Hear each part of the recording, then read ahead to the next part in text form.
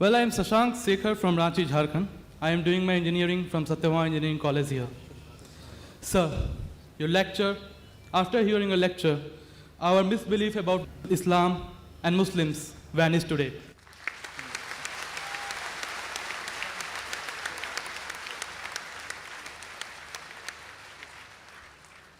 Sir, I have been to Jammu and Kashmir and have seen the trauma and pain that the people are suffering there because of the so-called jihad of some Muslims. Sir, my question is that does Islam support such activities? If no, then what actually the word jihad means? Is it in accordance with the 56th verse of the 7th chapter of Quran which says, do not mischief? Or the 40th verse of 42nd chapter which says, forgiveness is better than retaliation? Or the 32nd verse of the 5th chapter which states, if anyone killed a person, he kills the mankind.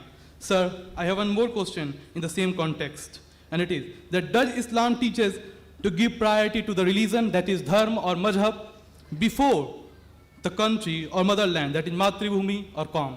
Thanks a lot. The brother asked me very good questions. The first question is regarding concept of jihad. He says that why are people fighting? He's been to Kashmir. About jihad, does Islam encourage this fighting? What is the meaning of jihad? Does it not disagree with the quotations he gave of Surah chapter 5 verse 32? Brother, as far as the word jihad is concerned, there's a misconception not only amongst the non-Muslims, but even among the Muslims.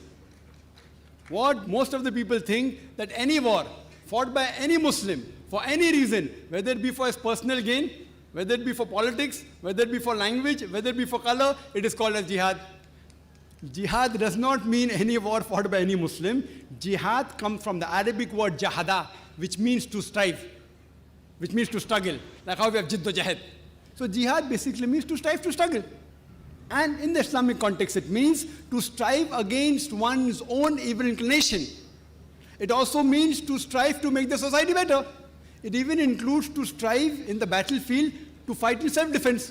Jihad also means to fight against oppression and tyranny. Jihad basically means to strive or struggle. Many people have misconception that jihad means holy war. And many people translate jihad as holy war. The Arabic word for holy war is harbun muqaddasah. If you read the Quran, nowhere in the Quran, not a single verse, nowhere in the authentic hadith of Muhammad sallallahu alaihi wasallam is this word harbun muqaddasah mentioned anywhere. There's no harbun muqaddasah at all. The translation of jihad is not holy war at all. This word holy war was first used by the historians to describe the crusades of the Christian, who spread Christianity and who killed thousands of people in the name of Christianity. Unfortunately today, many people, including so-called Muslim scholars, inverted commas, they translate jihad as holy war. It's a mistranslation. Yes, jihad means to strive, to struggle. One of the striving can include fighting. Fighting also should be in the way of Allah subhanahu wa ta'ala, that is qital fi sabilillah. Now regarding a question, that why does Islam encourage fighting and killing? And there are many critics of Islam who normally say, Islam is a ruthless religion. It always says that we should kill the non-Muslim wherever we find them. Many critics, including the critic of India, Arun Shuri, and he writes in his book, The World of Fatwa, he quotes Surah Tawbah, chapter number 9, verse number 5, and says that the Quran says, wherever you find a kafir, into bracket Hindu, that you kill them. And if you open the Quran, Surah Tawbah, chapter 9, verse number 5, and if you read, it does say, wherever you find a kafir, you kill. But this is a quotation out of context.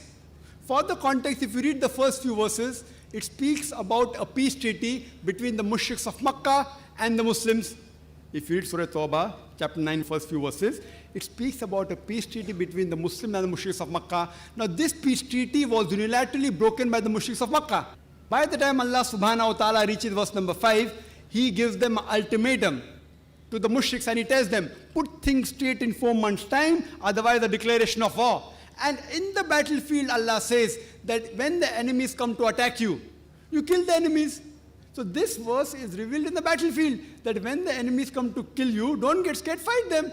But naturally, any army general today, to boost up the morale of his soldiers, he will say that when the enemies come, kill them. He will not say that just be quiet. And Arun Shuri, after quoting verse number 5, he jumps to verse number 7. Because verse number 6 has the reply. Surah Tawbah chapter 9 verse number 6 says that if the kafir, if the enemy seek asylum, if they want peace, don't just give it to them. Escort them to a place of security. if the enemy wants peace or asylum, escort them to a place of security. Today, the most merciful army general, maximum will tell his soldiers that let the enemy go. Here Allah says, don't just let them go, escort them to a place of security. So whenever these verses are there of killing, including the verse of Surah Anfal, chapter 8, verse number 60, when they say that, prepare your steed and be prepared, attack the enemy. The next verse says, but if the enemy is inclined towards peace, you give it to them. So almost all the verses we talk about fighting.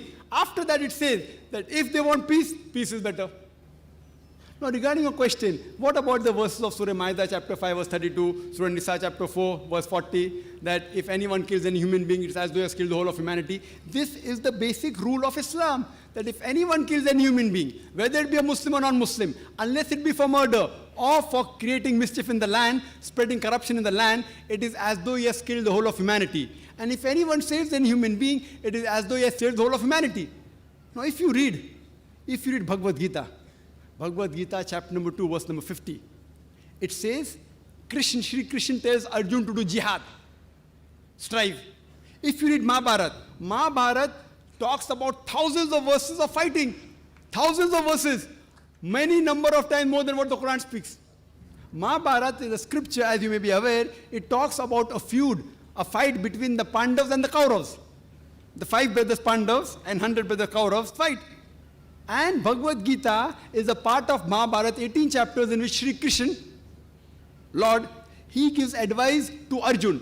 Arjun says in Bhagavad Gita chapter number 1, verse 42 to 46, that I would prefer getting killed unarmed rather than fighting my cousins. How can I fight my cousins?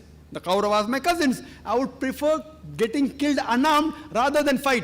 Immediately Lord Krishna, you know what does he say? In chapter number 2, verse number 2 and 3 says that how could such impure thought come in your mind? It is sinful. How could you become so impotent? How could your heart become so weak? So Lord Krishna says such thoughts are impotent. They are impure. They are sinful. It will prevent you from going to the heavenly planets, going to Jannah. After that, Bhagavad Gita, chapter number 2, verse number 31-33 says, he says, Lord Krishna, he says to Arjun, that it is the duty of a Kshatriya to fight. If he does not fight, he shall not go to heaven. And if you do not fight, you are doing a sin. So if you analyze in Bhagavad Gita, Krishna says that you have to fight. Imagine if I take verses of Bhagavad Gita and say that Lord Krishna tells Arjun that you have to kill your relatives. If I quote out of context, it will be devilish. But in context, it is Lord Krishna says that if you have to fight against falsehood, for the truth, you can fight against anyone, even if it be your relatives. So now in context, it makes sense that if you have to fight for justice, even if it be against your relatives, there's no problem. So that is the message of Bhagavad Gita and Mahabharata, fighting truth against falsehood. The moment I tell a Hindu about Mahabharata and Bhagavad Gita, he has the knowledge. He says, no, but Mahabharata and Bhagavad Gita is a fight between truth and falsehood. That is the same thing what's mentioned in the Quran. So moment I quote to you Bhagavad Gita, Mahabharata, you understand the Quran better. And furthermore, many people say, oh, this Quran talking about jihadis. If you do jihad, if you die, you go to Jannah.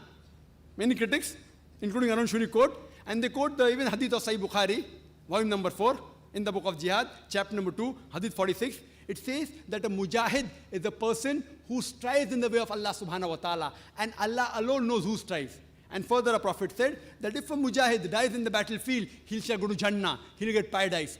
But if he returns back, if he does not die, he will return back with the booty of war. This hadith and several verses of the Quran are quoted by the critics of Islam. I wonder how could the Hindu critics quote these things? Haven't they read the Bhagavad Gita? Haven't they read the Mahabharata? Even Shri Krishna, he mentioned in Bhagavad Gita, chapter number 2, verse number 37, O Arjun, O son of Kunti, rise up and fight. Even if you're killed, no problem, you will go to heaven. And if you return back successfully, you will get the good riches of this earthly world. Same thing as the hadith. So when Krishna says to Arjun that fight, if you are killed, no problem, you will go to heaven. If you return back successful, you will get the riches of the world. That is the same thing what Sahih Bukhari says, what the Quran says. So therefore, you should understand each other better by reading the scripture. So Islam allows fighting as a last resort, in self-defense or to fight against oppression, otherwise no. And jihad means to strive to struggle, Now coming to your second question. Which is more important?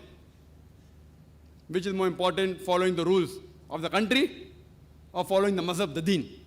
It is like you asking me, who do I belong to first? Do I belong to my father or my mother first?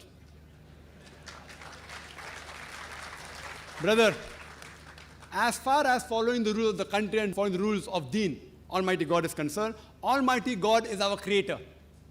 He is more superior to us.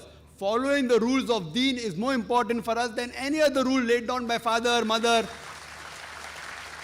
or any country. But I am an Indian. I know there's not a single law in the Indian constitution which prevents any Muslim in India to follow Islam.